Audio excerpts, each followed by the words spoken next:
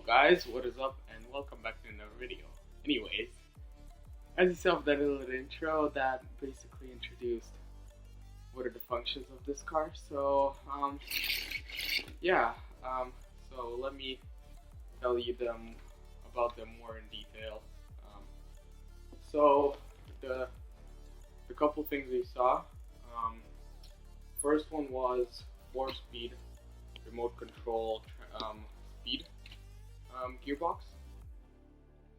Well, a remote control 4-speed gearbox. There we go. So it's right here. This is the bottom of the car, by the way. So the 4-speed, the gearbox is right here in the middle.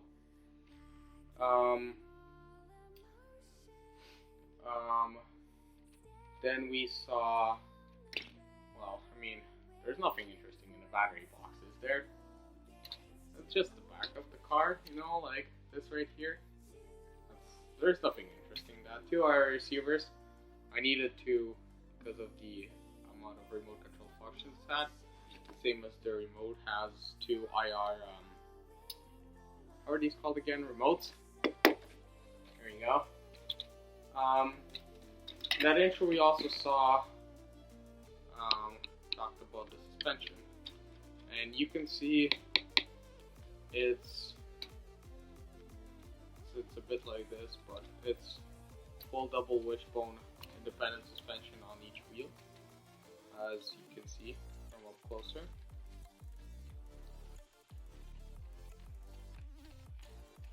On each wheel, there we go. We also saw that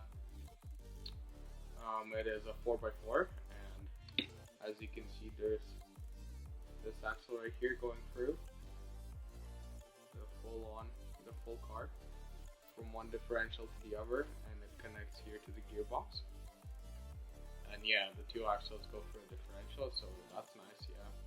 And then the front axle is steered. Well, driven as well, but what else can I say? This car uses 4 motors, I believe I made it. So there's one large right there, and the second one is right beside it. It's kind of hard to see, but 2 large motors for drive. This guy is for gearbox, for speed changes, and then I had another one somewhere over in there. Oh my, I don't even know if you can see. No, you can't, can you? Like right about there. Yeah, that's a servo motor for steering. So why don't I show you this in action, I guess. So to turn it on, I made this pin especially because it's really hard to reach the battery box right now. So I basically just put it in a hole, turn it, that turns it on, and then put it back, because that's simplest for me. So here, how about I flip it, and then, oh, this will be hard to do. Anyways, so here, alright, so here's the steering.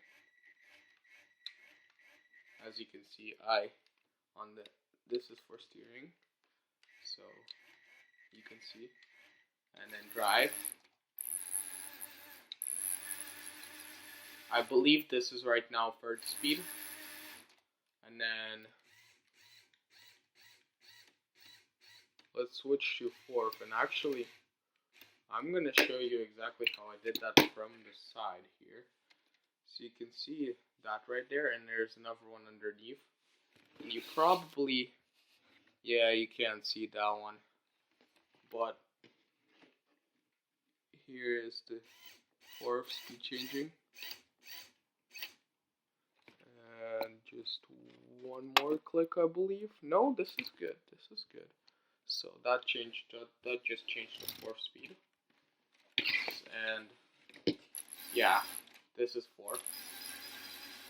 4th doesn't actually work on ground, so it never actually speeds up to its full speed.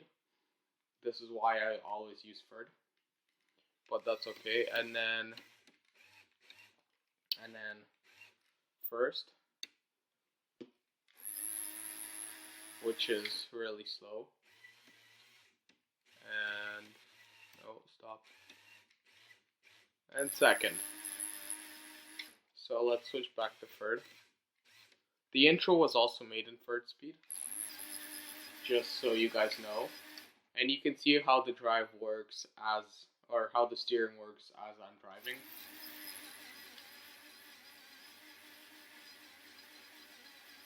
Of course, the wheel a bit stops because it's hard, just the way the Lego Technic pieces connect together is a bit not very good for sorry, I'm a bit sick. Anyways, not like very good connection, like especially like the way those are made, but that's okay. So you may be wondering, why do I need these elastics? And that is because I have these and this white elastic here, and basically the exact same thing on the opposite side. And those are for when I switch gears. This red piece doesn't go into the gray one fully, which is a big problem. I need to go in fully. This is why I added the elastics. They do the job for me. So let me open up the top here, and I will try showing you guys the top section, the top view of this, because it also looks quite nice from the top. This is hard because of this one single piece. There we go. Much better. And now if I just do this and that, and then disconnect it from here. There you go. I should have it right there. And you can see the second one. That's the second one. That's not the first one. That's the second one that you couldn't see before. And here you can see the second elastic, and also the white one right there. I don't know if you can see it. It's kind of, yeah, that one right here. So you can see there's a really lot of wiring going on. So this receiver is used for, it's only one plug-in, and that is the speed change that connects to the medium motor.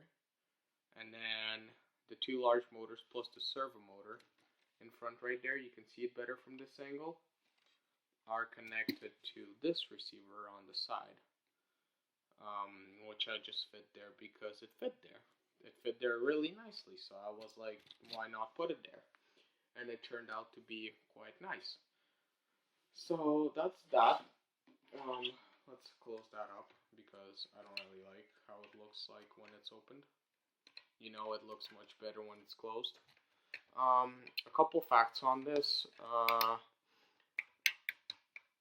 The 4-speed initially was supposed to be, if actually worked, as fast as my previous fast car. My previous fast car speed. But because this turned out basically impossible, well, I mean, it is possible potentially, but this thing is heavy. This weighs 1.5 kilograms, which is quite a lot, honestly.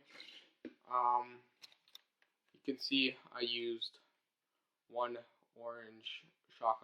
yellow shock absorber on the front, and on the back I used one yellow plus two gray. It's kind of really hard to see, actually. Let me remove the wheels here in just a sec, so you can see better what I mean. So here you go. So you can see, yeah, see that yellow shock absorber. This is the front, and you can see how the steering works with this too, as you can see. And then on the back we have 3 shock absorbers because of the huge weight. So yeah, I said the weight of this, right? Yeah, it's 1.5 kilos, which is quite a lot compared to my. Actually, I mean, for a car this big, potentially it's not that much. But like, what makes this car big is just the size, so it shouldn't, or just the length. It's really not wide. Like compared the length to the width of it, this is like the width is like nothing. Um. So yeah. Yeah. Also, I hope you enjoyed the little intro.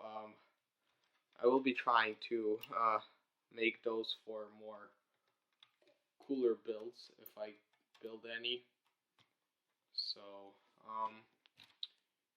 what else could I say here? I guess there's nothing much left. I believe I've said everything. Right. I forgot to mention that the front wheels, despite you can't really see it, have a toe-in angle, which means that they're a bit angled. If they're not parallel to the ground, they're a bit angled inside, like that, basically. That is not exactly potential. That was kind of accidental. Also, this would kind of be better on higher speeds, because right now the wheels actually go even more forward because they basically drive the car and they try going forward. I was potentially thinking because of the pullback on them, they would go backwards, therefore creating a parallel, getting parallel to the car, and making sorry guys, and being perfectly parallel, getting a perfect drive. But because they're also driven, as this is a 4x4, I cannot get that effect because these are basically pull, and therefore they go forward by themselves. But whatever, we'll leave that there. Like I'm not gonna change it now. You know what I mean? Um. So yeah, I would say this is it. So hope you guys enjoyed the video. Tell me what you guys think about the small little intro that I made, special for this video. And yeah, I hope you guys enjoyed this video, learned something from it, and I will be seeing you guys in the next video. Actually, you know what, guys? Sorry, I forgot to show how it drives. Therefore, I'll be doing this right now. So let me just put this over here and get this and turn this on.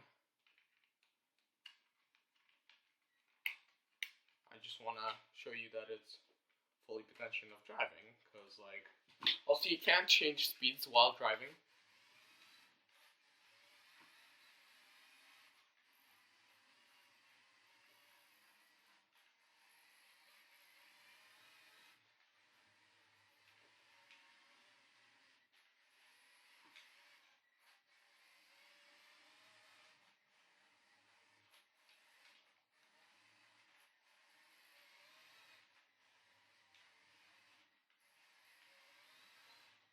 Alright, that's good enough. That'll do. So yeah, thanks again for watching, and see you guys in the next video.